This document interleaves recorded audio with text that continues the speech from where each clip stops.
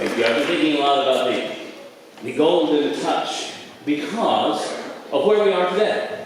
California, of course, historically had the gold rush, but even before then there was another rush out to this part of the world that came from that part of the world, and it was motivated by the search for gold.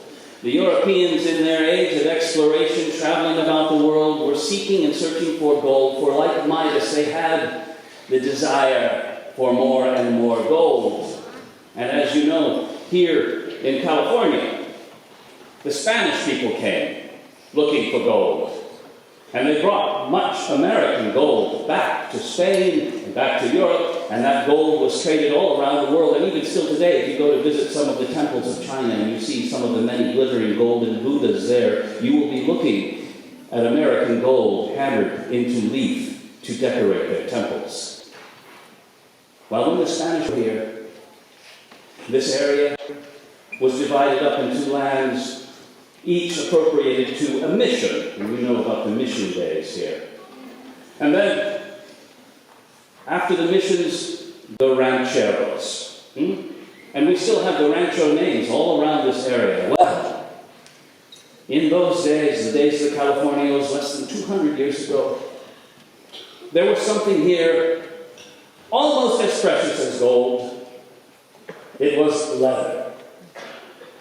The hide of the cattle of the vaqueros, the hide of the cattle of the rancheros who owned the land and had free-ranging cattle and would slaughter the cattle for that leather hide was highly prized, and ships came from all around the world to trade for that leather, to trade for those hides. And so the hides themselves were treated like coins, and they were called the California banknotes. Well, once upon a time, not so long ago, there was, between the mountains and the sea, a rancho. And there was a ranchero who had many head of cattle and had much money which he kept to himself. His name was Senor Avaro. He had much money, and even though he was the wealthiest man in all that region and poorly paid the people who worked for him, he was always trying to find a way to make or take more for himself. Now, in that rancho, because of his avarice, the people had a saying. To any poor pilgrim that came traveling down from the mountains towards the seaport cities to find their fortune there along the coast, they would say, my friends, here in this place you will find that it is easier to drink from a tiny thimble than to drink from a giant cauldron. What they meant by that was that if you needed shelter, if you needed charity, you were more likely to find help in the door of a poor man who had little to offer but would offer it kindly than you were to getting even a centavo from Senor Avaro. Now, there was in this place a couple who had the kindest and most generous hearts of all.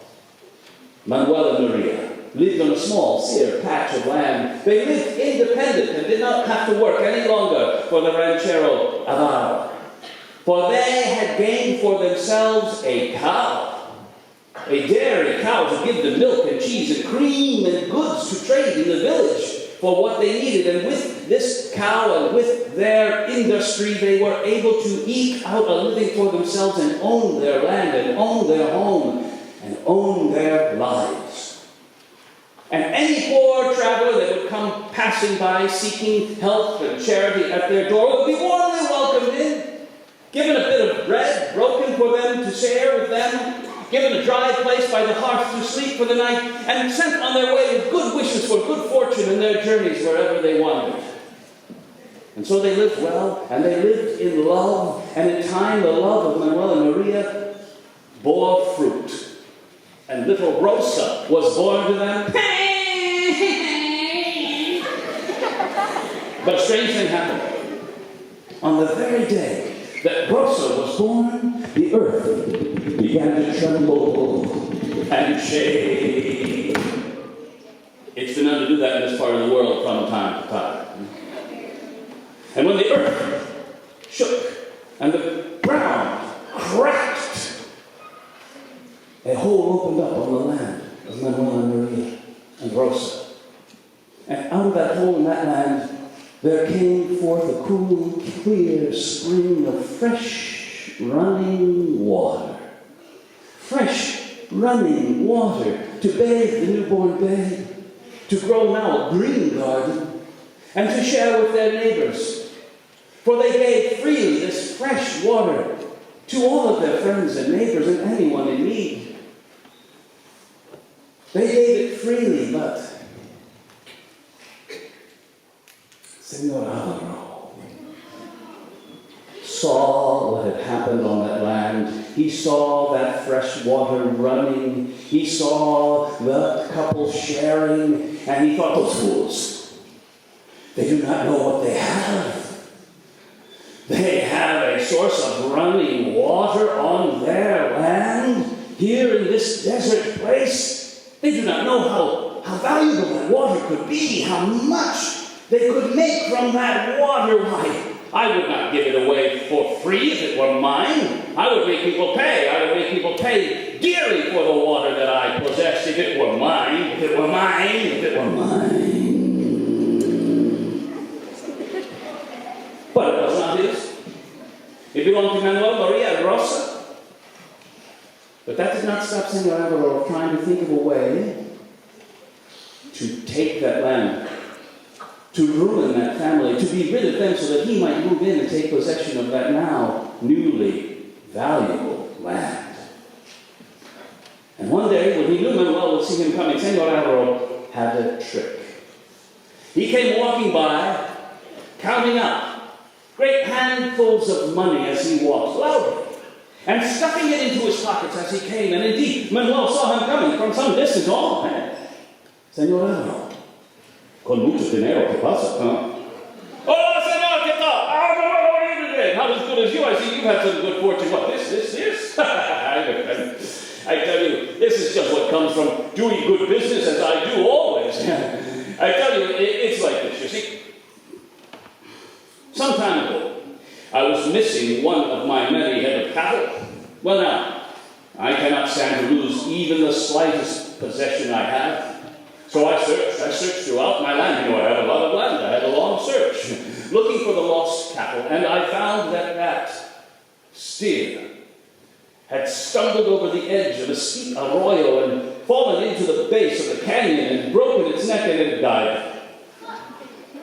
But my friend, one of the first rules of business is waste not, want not.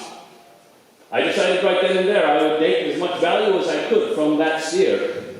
So, I skinned it. I tanned its hide. And I thought, now what can I do with just one hide? Well, I can make something, perhaps. I could make huaraches.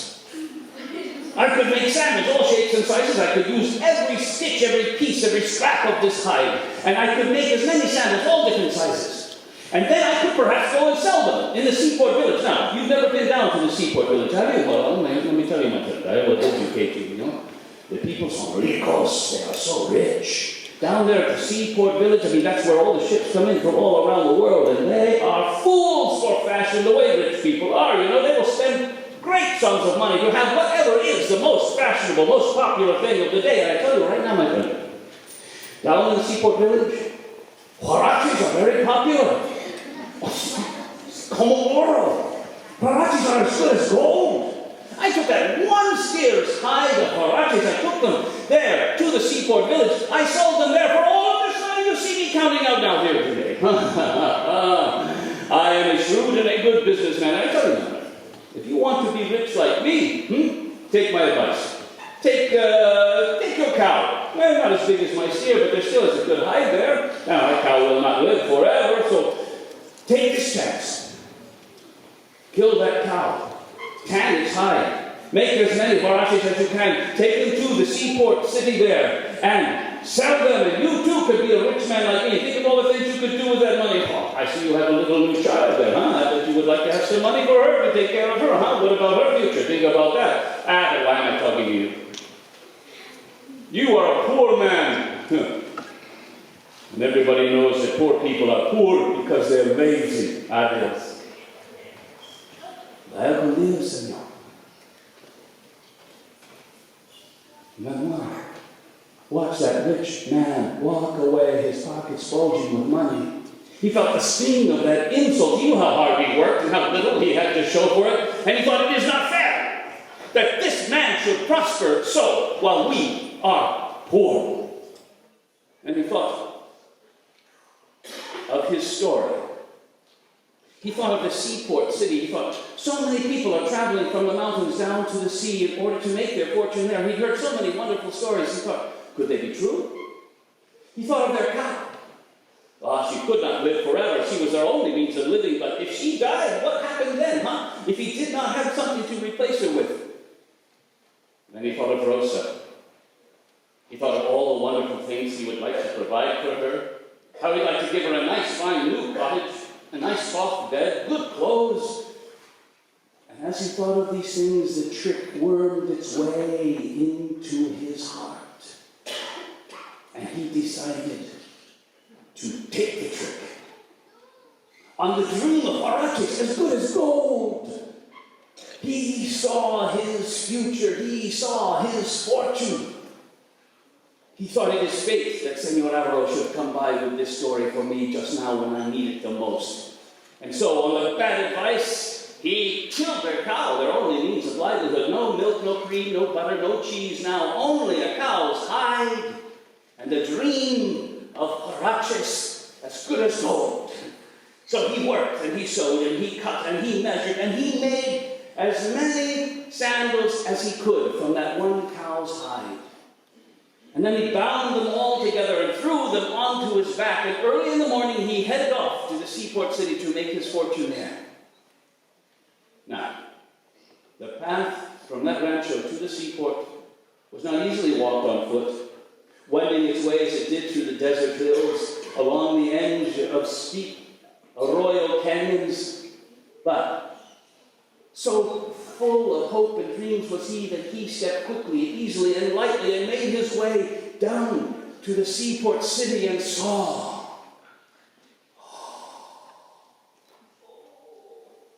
Oh, it's true. All that they have said. Look how blue the sea is like the sky. Look at those great ships, their broad sails billowing. Listen to the songs of the seabirds and see all the people. The coaches, ha ha ha ha, and the caballeros, look how fine and handsome they are. And the señoras, look at how these people are so well dressed, and look at their wide avenues and their high buildings. Ha ha ha. It is true they are rich, and I will become rich too. I will offer them for sale my Huaraches. So he set his sandals down, and he offered them to the people passing by on the street. Hey! Hey! Sure that they would be quick to snatch them up and pay him well. Hey! Hey! Hey! Hey! Hey! Hey! He could hardly even get the attention of the people walking by. He watched them go past or avoid him completely. No one was especially interested in having Huaraches. He looked up and down the broad avenue. He saw many other poor peddlers like himself who had various different kinds of wares to offer for sale, trying desperately to get a coin from one of the people going by. And very few were selling at all. At the end of the day, he finally was able to sell one small pair of Huaraches for a child for 2 bits. And when the sun sank on that day, something sank in that man as he realized what a fool he had been. He had been tricked out of his livelihood, tricked out of his life by Senor Avaro. He had killed their cow. No milk or cream or butter or cheese, now only a worthless pile of Huaraches as good as gold, as good as dirt. He had ruined their family. And now Senor Avaro, with all his resources and all of his money, could come in and take over the land and buy it from them at its low price and take it and do with it as he wished. And he would have to start all over again and see had done when he was a much younger man. Ah,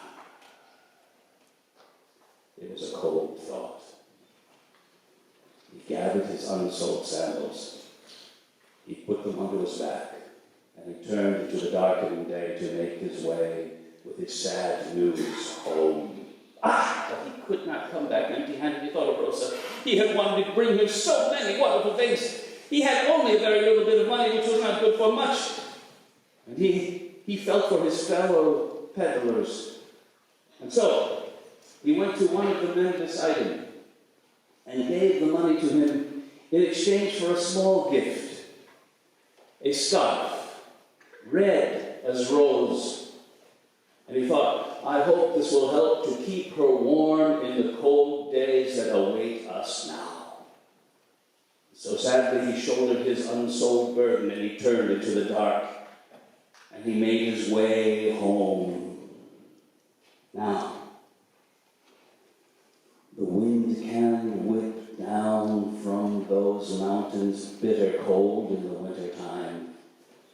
And with no hope to warm him from within, he felt that cold keenly in his bones as he tried to walk up, away from the sea, up, away from his dreams, back into his sad future. The cold was so harsh on him, he felt he could not go further unless he would get warm, so he took the scarf that he bought for Rosa. And he used it for himself to warm his head. That gave him some comfort. But still the wind whipped and chafed at his face and his chin, and so he pulled his collar up about his face as best he could. And then, with his burden on his back, he bent down against the wind and walked against the wind in this way to make his way home. And as he was walking along his path, he saw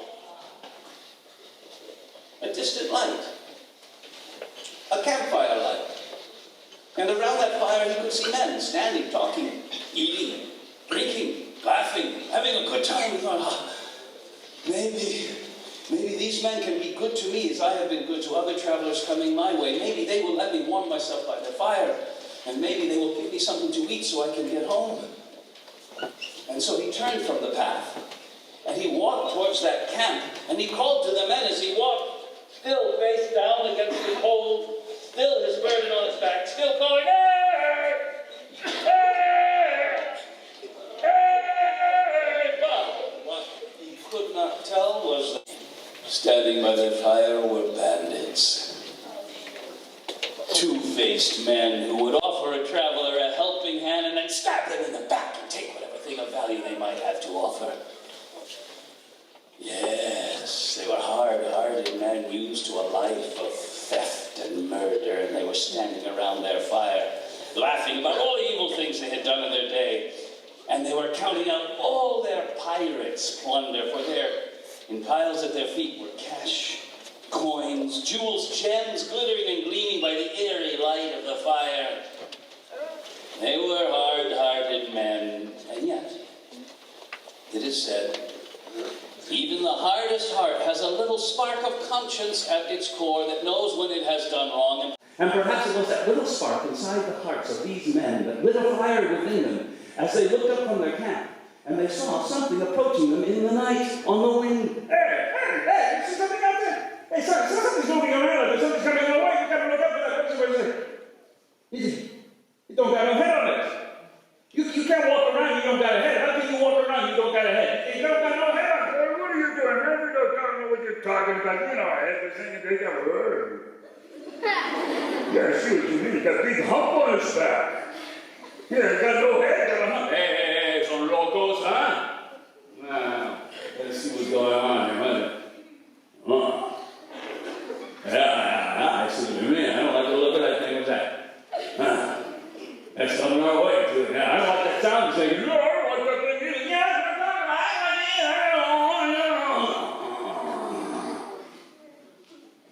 wow.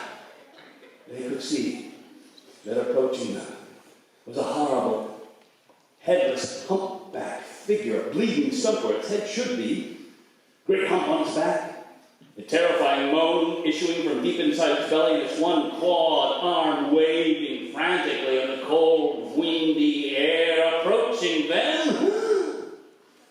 Well, He had Rosa's scarf on his head and his collar about his face. He had his bundle on his back, and he was calling out, "Hey! Hey! Hey!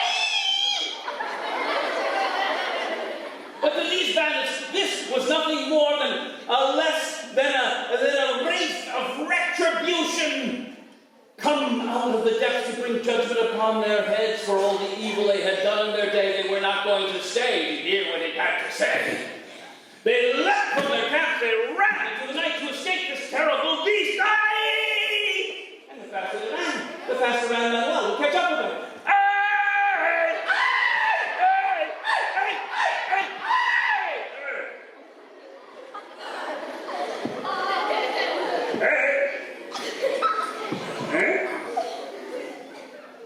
But in their blind panic, those bandits had stumbled over the edge of the steep arroyo canyon, fallen into its face among the hard, sharp rocks, and never to be heard from again.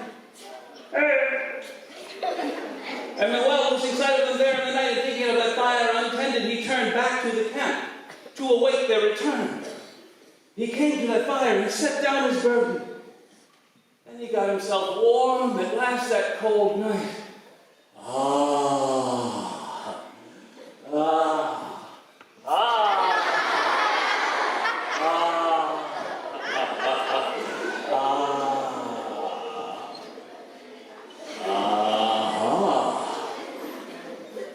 And that is when he saw it.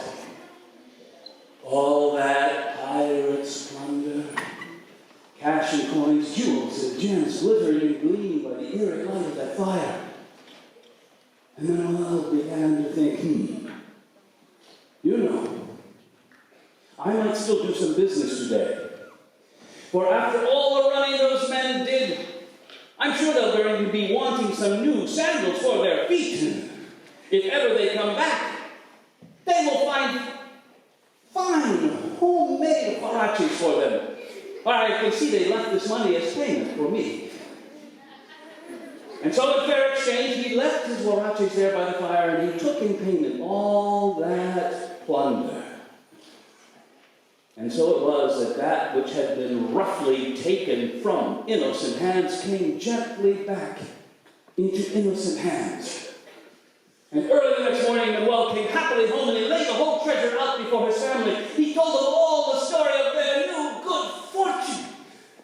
And as he was recounting his tale, who should come walking by but Senor Alvaro? Certain now that his trick had worked, he'd ruined the man, he'd ruined the family, he'd ruined that fool, and would soon be rid of him.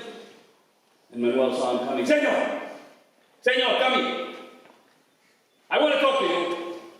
You lied to me. You told me that in that city, Huaraches were as good as gold. It's not true. They're better. Muchos gracias. Muchísimas gracias, señor. Muchísimas gracias. Senor Alvaro saw all the money that Manuel had brought back. Huh? What? How could it be? It was a lie. I told him to be rid of him, to ruin him, and then he came back a wealthier man than I am. How could it be? Could it be that suddenly the people of the city are willing to spend so much money just to have sandals for their feet? Could it be? Could it be? It could be. And so it happened. Senor Alvaro thought, if this one fool with only one cow can make just so few sandals and yet come back wealthier than I am, and how much more money I could make with all my cowhide leather. And so he took his own trick, slaughtered all his cattle. From their hides he made huaraches, as many as he could, and carved them all off in great cartloads down to the seaport city to make his even greater fortune there. And what became of him? I don't know, the story does not say. But I suspect that justice was done in its own way. For ever after that, any poor traveler coming down the mountain path, seeking comfort and charity for the night, would be warmly welcomed into the fine cottage of Manuel, Maria, and Rosa. There they would be given a hearty, home-cooked meal and a nice soft bed to sleep upon for the night. And the next day, to see them well on their way to good fortune, fortune and to keep them straight upon their path, they would be wearing a new-made pair of huaraches. Huaraches as good as